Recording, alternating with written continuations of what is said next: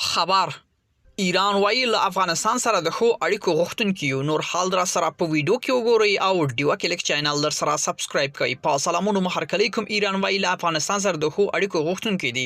د ایران د بهرنیو چارو وزارت بیان د افغانستان او ایران ترمنځ له دوغارن بندر لیدنه کړې ده او ټینګار یې کړی دی چې دوی له افغانستان سره د ښو اړیکو غوښتونکي دي.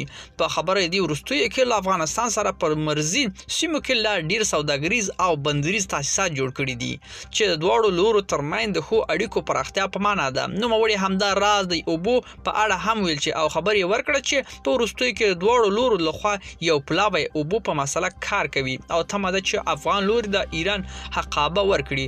ایرانی لوري همدا راز دواړو هیوادونو نو ترمنځ د اړیکو پراختیا ټینګار کړی دی.